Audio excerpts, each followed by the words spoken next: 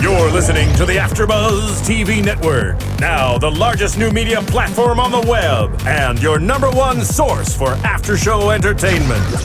Very good, Gene Johnson.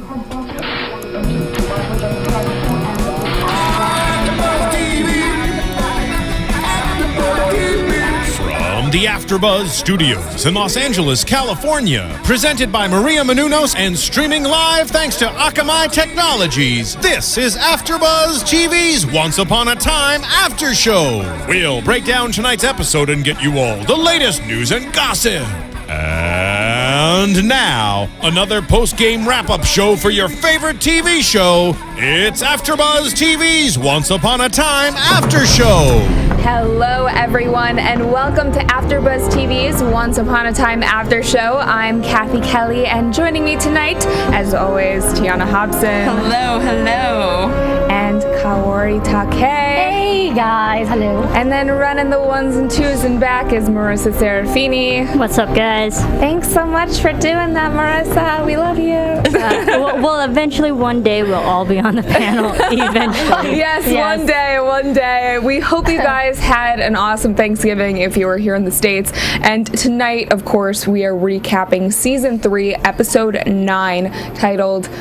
I don't know what it's. Save Henry. Save Henry. Write that on the board. No. I knew I forgot something. All that good handwriting.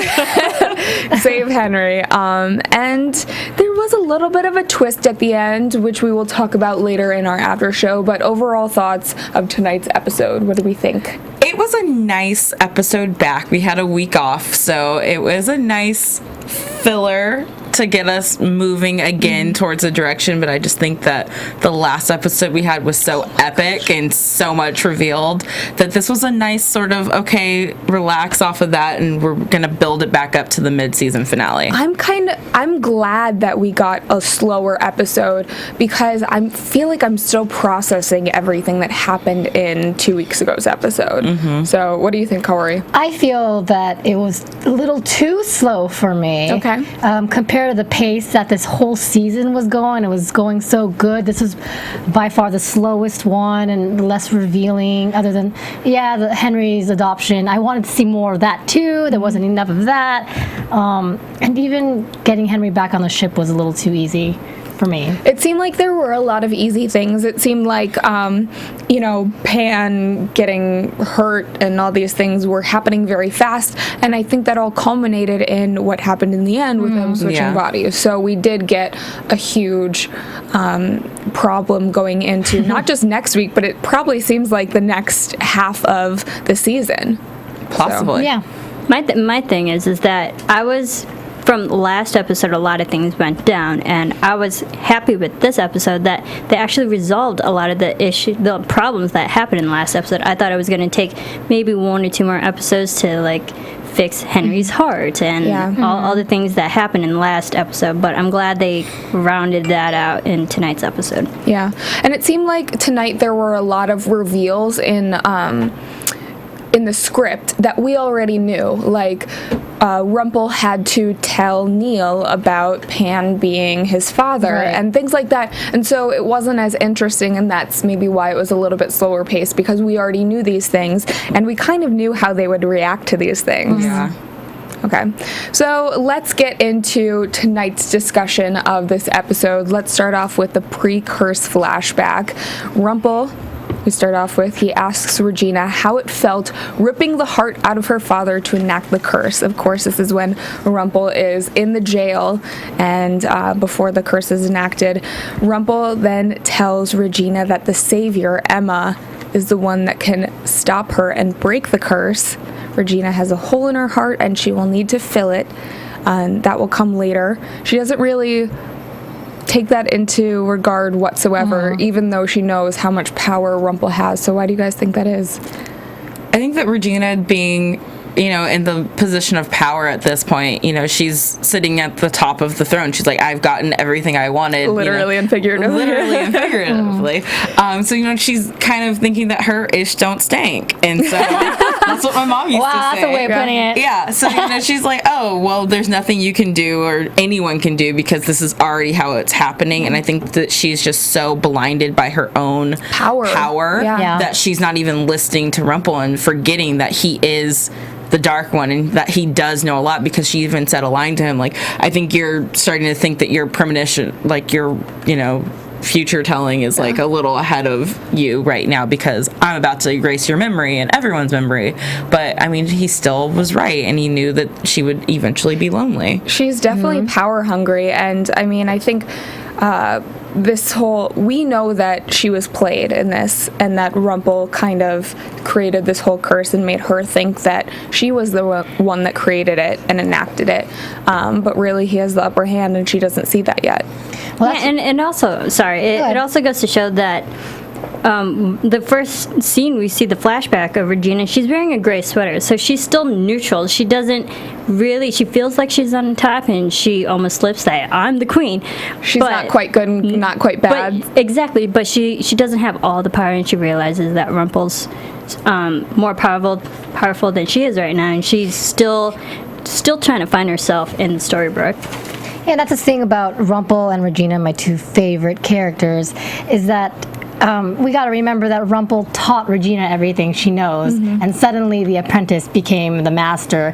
And it doesn't really work that way, because Rumple is always one step ahead of her. Yeah. So, and I mean, it's interesting too, because he said something to her along the lines of like, "You shall see, you will come to me." It was like a rhyme. It's like there's more that you want. And if you think about it, like 10 years ago, the things I wanted then compared to the things I want now are completely different. So, he's looking 5 steps ahead. She's only thinking, this is all I ever wanted was to defeat Snow White, ruin her happy ending, and I'm getting that. She's not thinking down the road of, like when you're 20 years old, you don't care about cholesterol, but when you're 40, you probably do. Like, cellulite, what's that? And then you wake up one day. I did write down that Rumple sings this song, which is very similar to the original version of the fairy tale, where Rumple's always singing and telling these riddles, and it was nice to see that kind of tie into tonight's episode. I agree, Cathy Kelley. So let's talk about the Storybrooke flashback. But before we get into that and Henry's adoption, I just want to mention for all of those who are watching that you can actually go over to our iTunes page and subscribe to our podcast. It only takes a minute. All you have to do is open up iTunes, type in AFTERBUZZ TV. You can find our Once Upon a Time podcast along with about 50 other podcasts that we do a week. So if you like anything on television, we probably have a show for it. You can find it there. Again, subscribe to our Once Upon a Time podcast, and then rate and comment, because we love hearing your feedback. And I just want to mention some of the people that have written comments over the past couple weeks. All of you guys are stellar. I'm going to pull up the names in a second. So until then, Tiona, start talking. Also, thanks to everyone on YouTube. We have such great discussions on YouTube. So the comments are on there. Twitter, everything. You guys are on it. And there was someone on there pointed out to me, because during our last podcast, I was like, I didn't see any predictions that, Peter Pan would end up being Rumpelstiltskin's father. And they said there was, like, on another site that they had seen a prediction of, figuring out that Rumpel's father could be Pan. That was the biggest surprise for me in all 3 seasons, actually. I jaw on the floor. I took a lap. But I liked it. I mean, since I wasn't here the past couple of weeks, I loved that twist. Yeah. Very much. Shout out to Seven Ninu, because you're awesome. Thank you so much for rating and commenting on our podcast. I'm sorry, I always butcher people's iTunes names, but regardless of what it is, thank you so much for rating and just tuning in general, because we love hearing your feedback. As Tiona said, we love hearing all of your predictions on YouTube. It helps us sort out things, and it's so good to see that other people are listening. listening to and that other people are obsessed with it like me because Oh my gosh. Tiana's dreaming about it. yeah, I have dreams about the show. I still don't trust Wendy because Do you of get a trapped dream. in your dreams ever? No, not yet. Oh, okay. You know, but I have, you know, I know a I solution have to had that. like a fiery pit come up, you know, very hot door. So So speaking of dreams and the dream child himself, Henry and his adoption, we start off with this Storybrooke flashback. It seems like fairly recently after the curse was enacted, Regina realizes that she's not happy with her life there, and that even though she thought the curse would bring her ultimate happiness, there is still a void, as Rumpel predicted. So she seeks Archie Hopper's advice, and they meet together. Archie ends up saying that she has this hole, she needs to fill it. She goes to Gold to adopt a child, and she says, you have a way of figuring things out.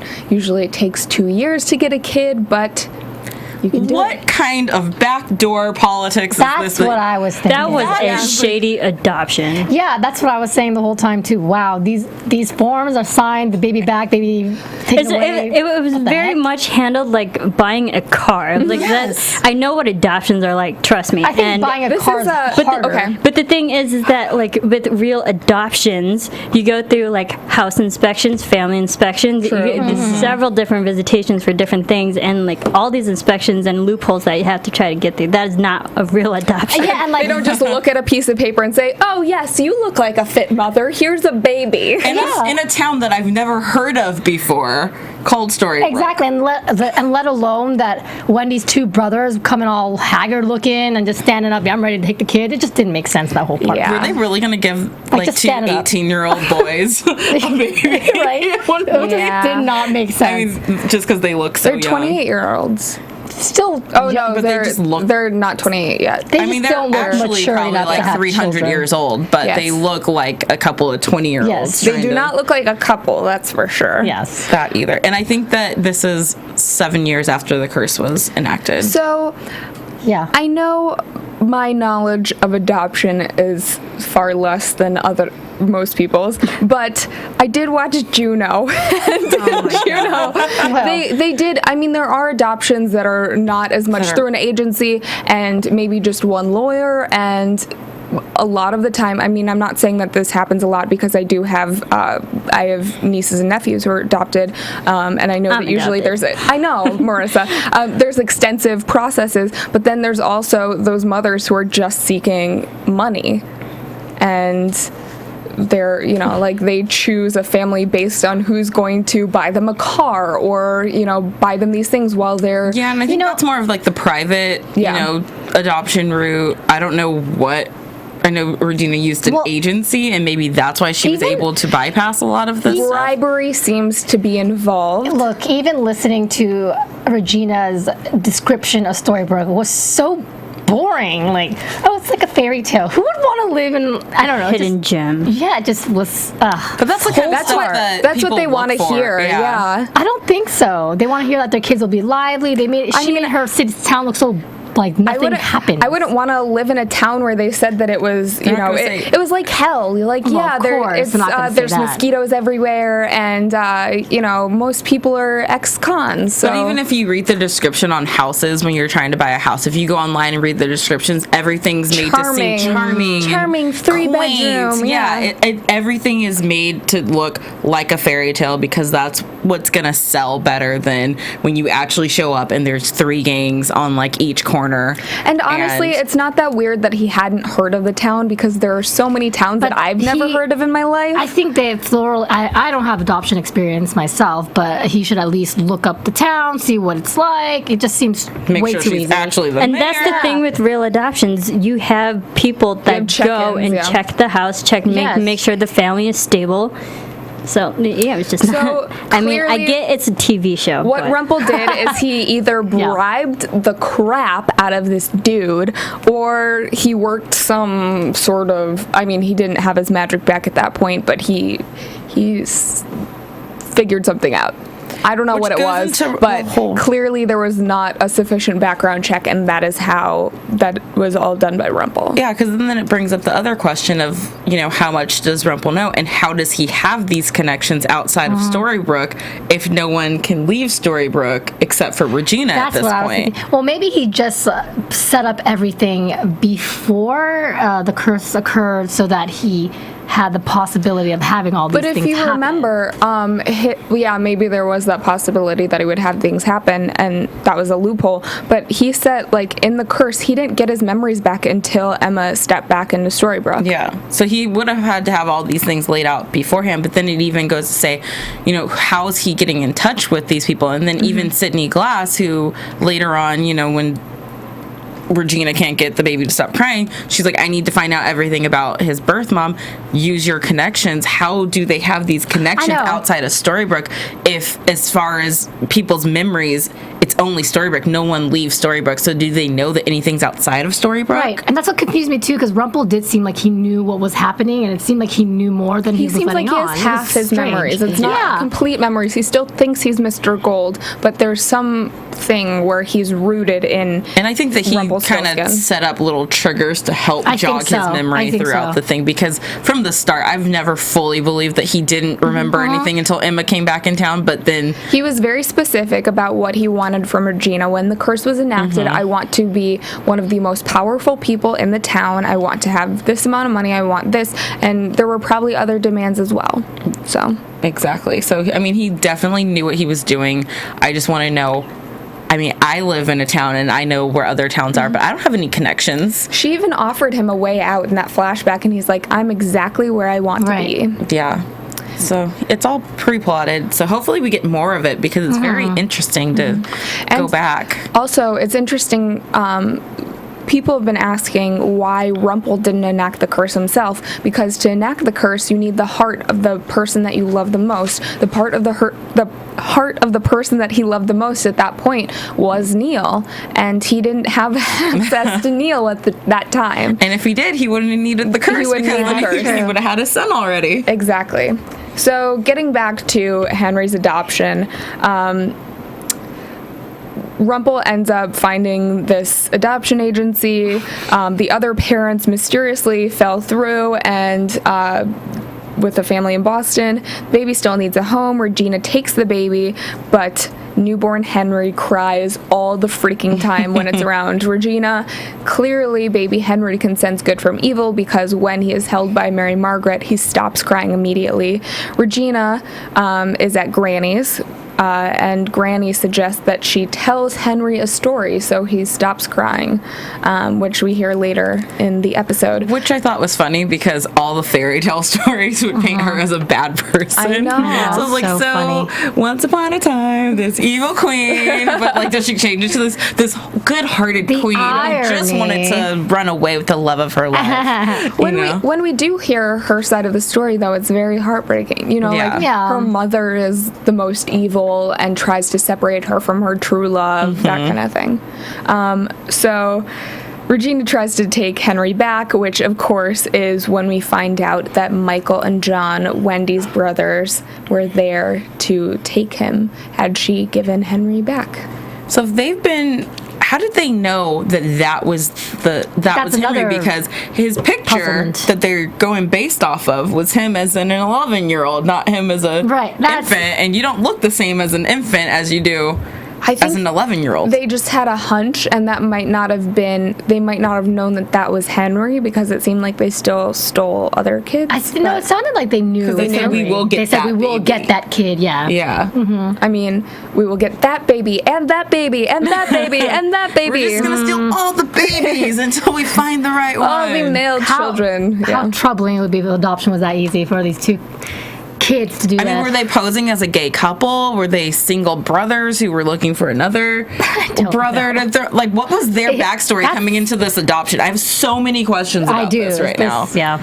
I mean, why were they so hipster like 11 years ago? It wasn't even a thing. They were hipster before hipster. they were hipster before hipster because hipsters like 1990s outfits right now. This is so crazy. They've been wearing the same clothes for 11 years, guys. Not 1990s, 1900s outfits. Yes, 1900s. And they didn't age too, They so did not it makes age. us believe that they were probably on the island Back for a and long forth from time. Neverland. Yeah.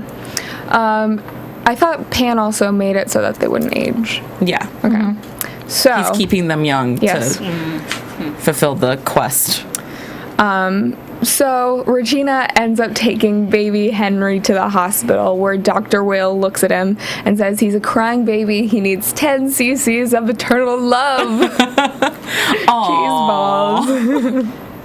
And the only way that Regina can find out why he's truly crying is to find his biological mother. Of course, this is a closed adoption, and Regina then has to enlist Sydney, who finds out that Henry's biological mom is Emma. Yes. that So she was- Regina has known this entire time. But Yes. the twist at that was that she forgot, Yes.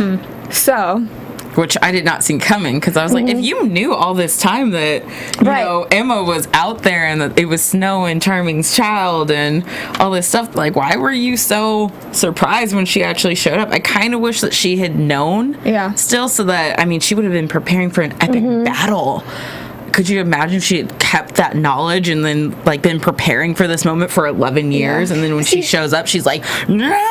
I mean, she also could have probably stopped Henry from leaving. Like, That's also really interesting too, because Henry throughout season 1 was doing all these things that Regina started to get uncomfortable with, and she started to protect him from. I mean, I think going any deeper mother would get uncomfortable Right, if but- the child clearly had some vendetta against them. But like she didn't want him to see the book. She didn't want him to do a lot of things. So I think that it didn't completely wipe out her memory either. Yeah.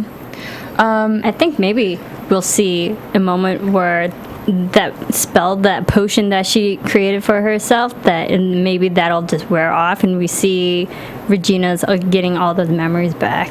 That I think that'd be I mean, interesting. that would make more sense. yeah. So Then it'd really be on.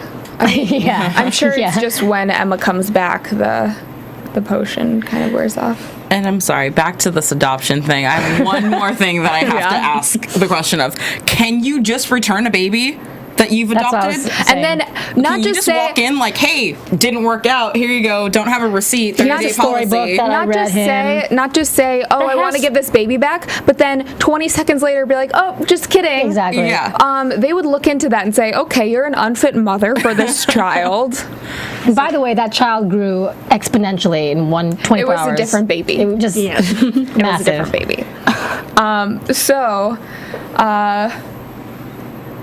Back in Storybrooke, Archie ends up telling Regina that he's pleased that Regina went through with the adoption, which we already talked about a little bit.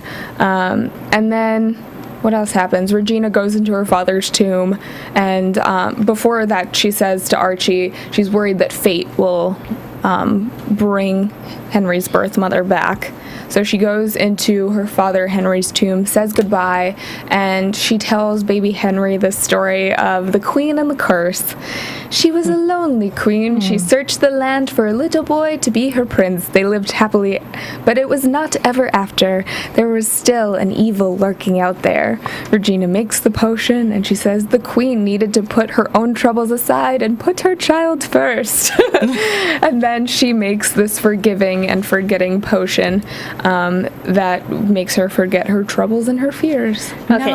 Was it just me, or when she was making that potion, did it not remind you of Snow White and that old hag making that potion? It did. Yeah. It was reminded very me like too. the 4 different vials of the same color, and like it was very reminiscent to that. Yeah. I'm glad you pointed that out. It reminded me of that too. I want to know, I mean, I know that she's being a good mom, and I think it's great that Regina did this, because I don't think she would have been able to love Henry fully with the knowledge of that fear lurking. But if you could forget all your fears with a potion and forget and forgive, couldn't we have saved everyone a lot of time and done this with Snow White from the start? Yeah. Like, hey, you know what? I'm just gonna drink this now because I'm tired of losing every time to good, and I just want to live my life. Let me drink this potion and everything will be Darn you, Tiona! Because at the time, she didn't have a void to fill in her heart, and Henry's the one that she loved. She didn't really love Snow White. Snow White wasn't her own child. Snow White was her stepchild. her evil stepchild. But she loved her. She did love her Beau. until Snow White was a little bit I'm just saying loose-lipped. she could have saved herself a lot of heartache if she wanted to, you know. I know that revenge is, you know, that thing that kind of plummets everything, but if she had really been thinking about it, she could have saved herself a lot of time and trouble and just drank this potion from the start. She would have been invited to family dinners and everything. She was just consumed by revenge and then it's not pain. true. So, how much of, I mean, I know that we kind of skipped over this part, but Owen, she says that, Regina says that she felt this void especially since Owen left. Right. Yeah. And, I mean, we haven't seen him in a really long time, but I don't know.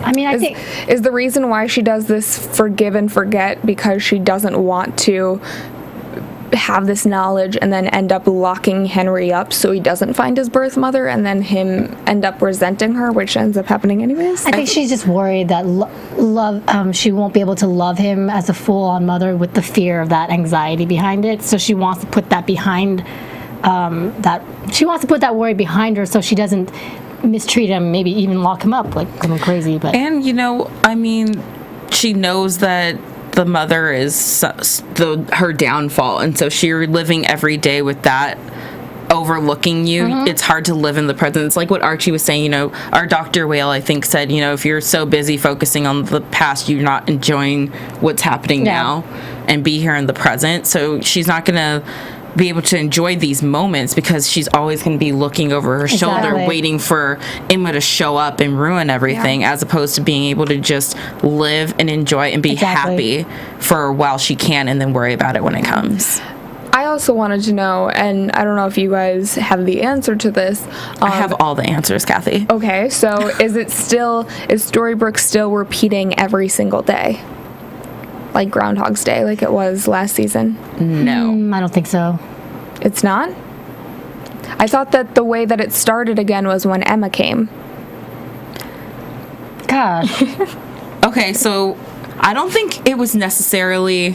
Well, it was kind of like a Groundhog's Day thing. Yeah. But the way I took it was Regina was so stuck in a routine that she was kind of doing the same thing over and over. And yes, there were certain points of the day that were the same, but maybe not everyone's lives were. I mean, they were putting up the sign every single day, you know, like... Yeah. It was Groundhog's Day. Well, once Henry gets there, then it has to have changed because he grows. Yeah, that's what I was Well, thinking. he's the only one that grows because he wasn't part of the curse. Yeah, but...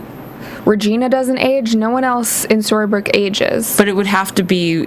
Everyone would have to start kind of not moving forward in time, but having different days, because if you woke up one day and like there's no baby there, and then you woke up one day and Henry's suddenly 7, right? People would be like, "Whoa, what happened?" Maybe that's why he starts questioning. So it's just probably just a very routine lifestyle, but there is some kind of motion in there. Okay, they're just not celebrating birthdays. Exactly. If you guys have the answer to that question, please let us know on YouTube.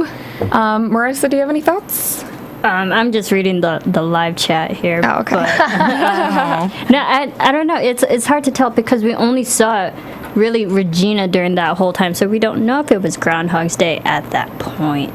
But I liked the fact that we did see some humanity within Regina, even though she's still trying to find herself, and the fact that like her progression of character throughout this episode, she was wearing gray and now she's wearing red, like the evil regal Regina that we know. So but I liked how we saw that mother nurturing side of her character this episode. I agree. So let's get into what happened tonight in Neverland.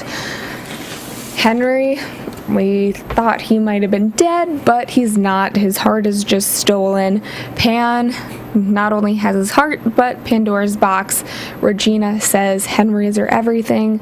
Emma has Neil and Hook, so Emma can never truly understand what it is like to have the last thing on earth that you care about taken. What I didn't like about her when she said that was she said to Emma, you have your parents, and then went on the other list of things. And Emma didn't have her parents for the majority of her life.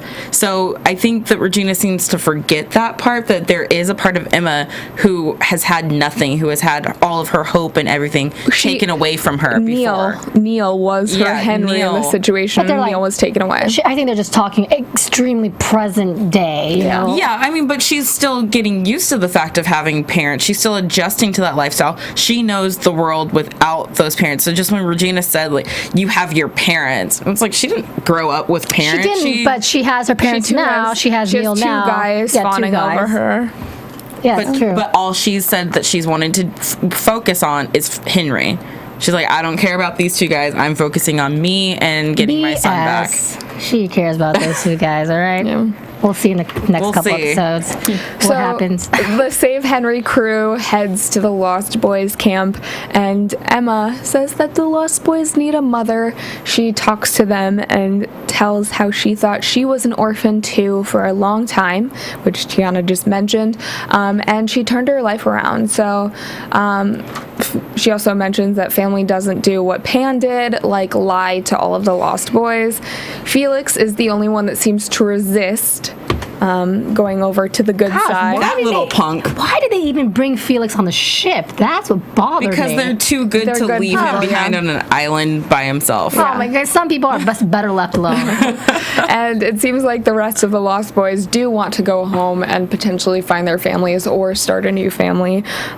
So they tell Emma Pan is at the thinking tree. And Emma, Regina, and Mary Margaret go on the hunt for Pan, leaving Hook, Neil, David with the Lost Boys. So all the girls go out, all the men stay. Yes. Typical. All right. Man, boys are worthless, I tell you. Those men folks. Oh, yeah, we'll go sit on the boat while you guys go try to find the most evil person ever. We'll take care of these children while you guys go to bed. Yeah. Well, they were getting the ship ready. And I love that when they had Henry laying down on the bed, he looked like Snow White laying there in the glass. You know, it's like, oh, it must be a family thing. They all sleep the same. They get under sleeping curses and have to wait there. They lay in the forest in a bed. So the women end up finding the thinking tree and Pandora's box. Unfortunately, it is a trap set by Pan, and they are then vines take them over, and they're just tied to this tree. And apparently the tree traps people by using their regrets. And Pan says that Emma has a lot of regrets from leaving her son to everything else. Mary Margaret has a lot of regrets. And Regina has a lot of regrets. But she does not have a lot of regrets. She says that she has no regrets because all roads, including the curse, led her to her son, Henry. Cute. That's the most mother thing to say in a situation like that. Yeah. She ends up breaking out of the tree's vines, steals the heart right out of Pan, and walks away with the box. That was awesome. That was the best part of the that was episode. really badass. Yeah. To me, that was like, I was like, whoa, this happened so fast. I thought we were going to have another 3 episodes until they got Henry's hurt back. Exactly. Well, that's what I said. I was like, I thought they were going to have more episodes to resolve what just happened. Yeah, and I wrote in my notes, because at this point we didn't know what was going to happen, but, you know, they have Henry's heart, but what would the effects be? You know, his heart is so good and pure and, you know, the truest believer, but has been in such a dark person. So I was scared that when they put the heart back in Henry, maybe, you know, some of that darkness would be spreading through Henry, and Henry wouldn't have such a pure heart anymore. Yeah. Which still might happen, considering the way things went down. Yes. Oh, man. So, yes, back on the Jolly Roger, they put the heart back into Henry. He wakes up. Below deck, Regina is very motherly. She puts Henry in his bed, and she puts this spell on him so that no one can ever take his heart again. She walks away, leaving him there alone, and Pan swoops in. Pan tries to take his heart out, can't do it, and then starts trying to take his shadow before the guys above deck realize what's going on. Before Rumple uses his eighth sense or something. Like, what was that? He had like a spidey sense. Yeah. He's like, something's wrong. Yeah, my dad's My dad's around. And I have to mention that they got Rumple out of Pandora's box. Which we were asking, how do you control everything else in Pandora's box because Neil opened it to let Rumple back out, but strange. how did he know that it would control not letting everything out? Right. Yeah, and you see, I gotta say, I'm really upset with the way that they've handled Pandora's box, because everything we're led to believe about the story and the mythology behind it, it had nothing to do. They showed none of that really once, and I think that they should have. with you. And also going back Tiona to just had a revelation. and also going back to Regina putting that spell on Henry so he couldn't get his heart taken out. Why couldn't she just done that to herself and to her other loved ones? I know. There's a lot of weird things that could have happened, coulda, woulda, shoulda, that this don't Because do. I think she, in her mind, she was like, well, my mother took her heart out of her body, so I might need to do that eventually. She was keeping Couldn't her she just options open. undo her spell? seriously.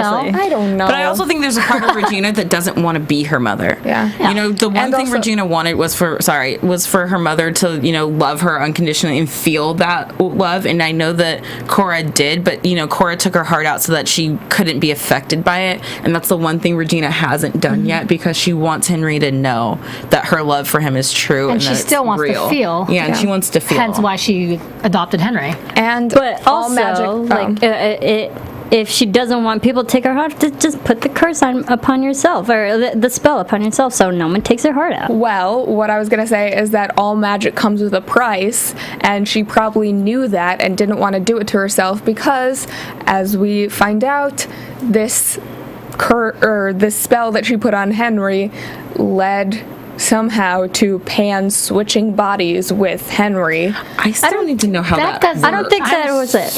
It wasn't the curse. The thing was, but- I think it was like the help of the shadow. The shadow is transient being. We know it can help go from thing to thing. So I think that was a key player in the whole transition. That's where I take away from it, is that it has to do with the shadow and this whole melange during that time. It was the shadow's purpose to switch their bodies around. That's You mean what I Marilyn Manson? think. Yeah, him.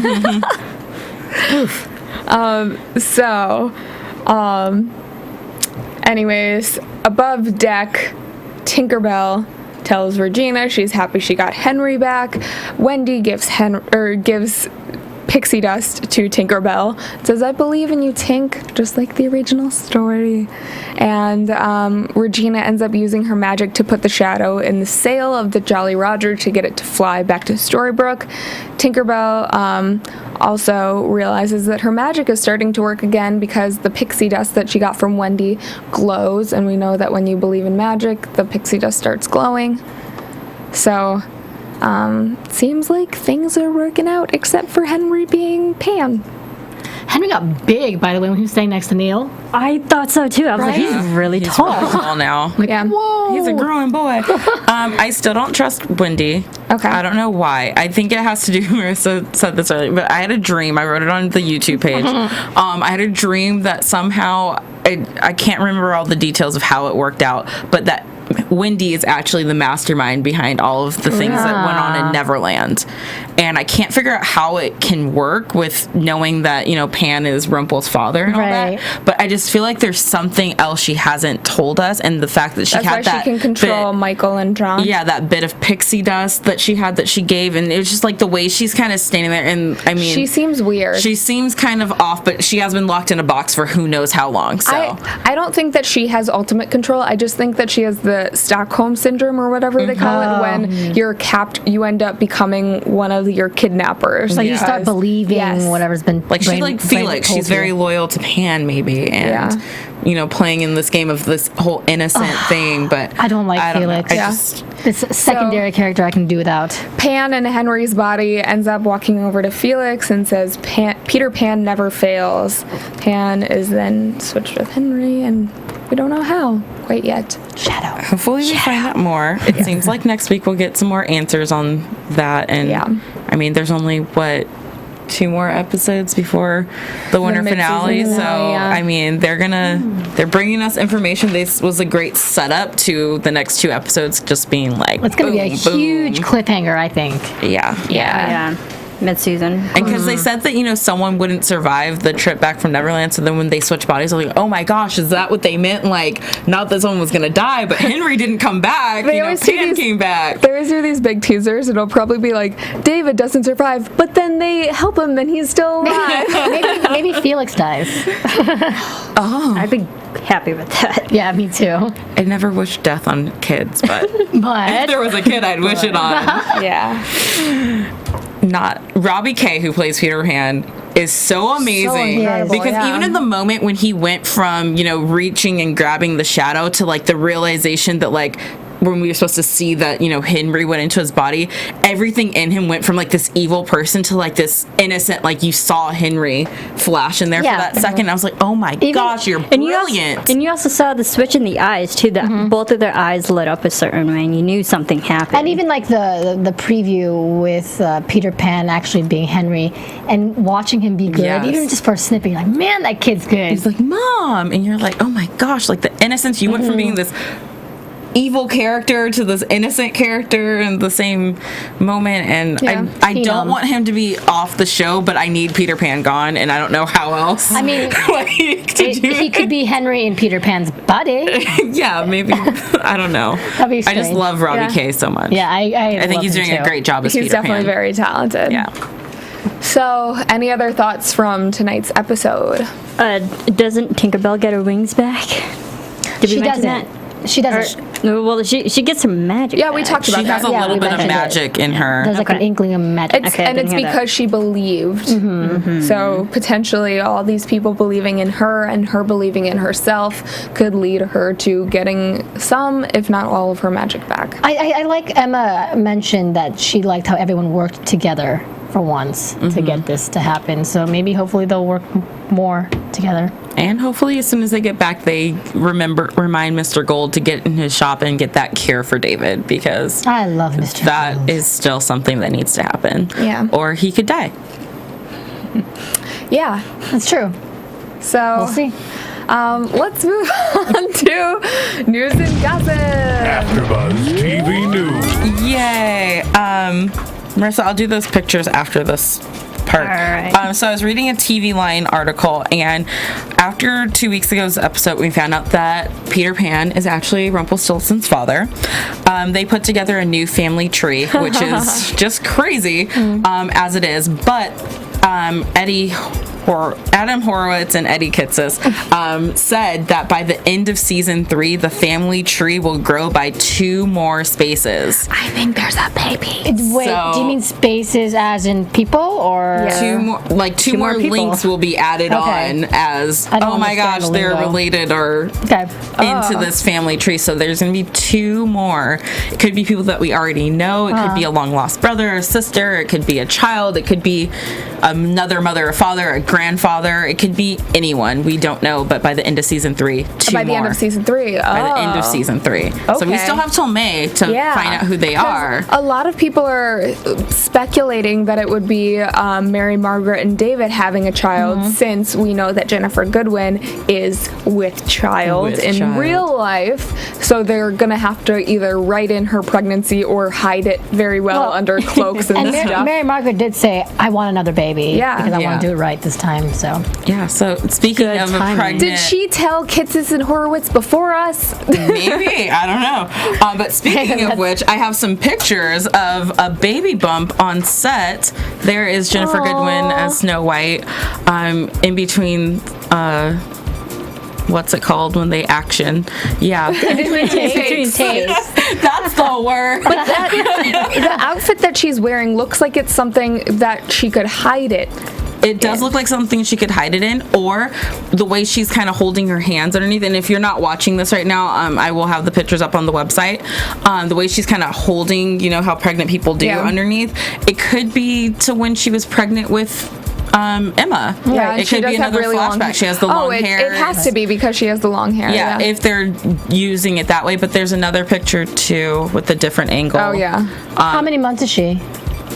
She's probably just outside of her first trimester. Yeah, I would say probably 4 months. Yeah. If they wanted to show it, I feel like they would use a bigger baby bump. Yeah.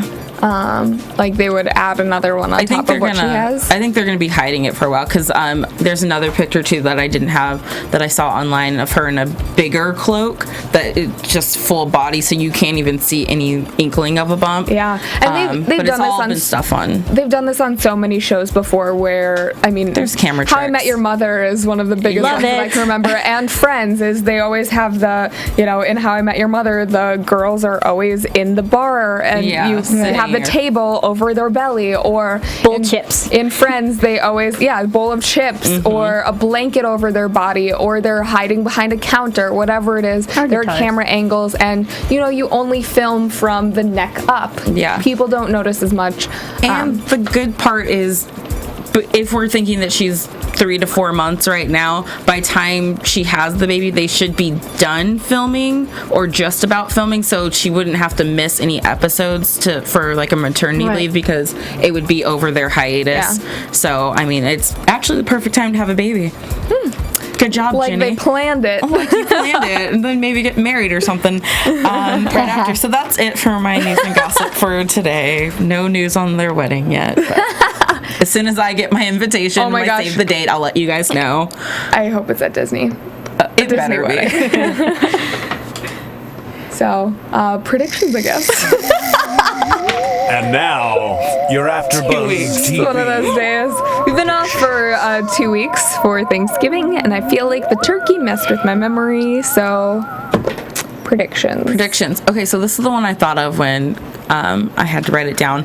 I think that Peter Pan / Henry, that he is going to release everything in Pandora's box when they get back to Storybrooke. Ooh. Okay. That might be not next week's episode, but like the week after, that'd be destroy everything. So chaotic. Because if everyone thinks that he's Henry, then he could get close to things and near stuff and really mess some things up, and releasing everything in Pandora's box might be the best way to do it.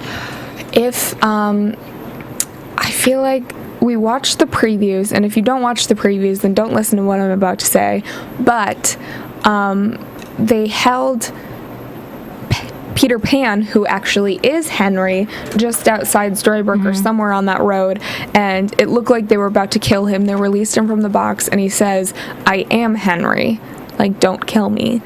So I feel like that's going to happen in next episode before anything major happens, but Henry's body might escape or something where they can't find him. So then maybe he'd have to stay in Pan's body as Henry. That's what I'm thinking. And that's how Robbie K stays on this show. I don't think they would do that forever, but maybe a couple episodes. Either. Yeah. I think you guys think that, Tiona, you're going off of yours kind of a little bit, but Wendy, how that she's kind of shady and up to no good. Maybe she is kind of possessed too with a different kind of shadow, a different being. Right. We don't know who, but someone who also is maybe sneaky on the island as well. I like that. And I agree with all your predictions. I think just because of filler-wise of the preview, I think Belle and Rumple are going to stumble upon something, because they make out in the preview, and then something happens, which we won't know until next week. So maybe when they kiss, it's true love's kiss, and magic starts happening too. Oh my gosh. What if they had a magic baby, and Rumple was like, he has this long confession to Belle, and he's like, since I didn't get to see my son grow up, I want to have another child. Oh dear. I was like, were you trying to do an accent? Were you thinking about it? No, I was trying to channel Snow White in that one. Oh, so. okay. Do you get it? I get it. Do you get it? I got it. And I think maybe because Tink kind of has some magic, it'll grow, and her character will end up helping in some way. And she will see the blue fairy again. Oh, so. guys, Yeah. and we're going to see Ariel soon. Oh, yeah. Next episode 10, she's supposed to be back again. She's still in Storybrooke, right?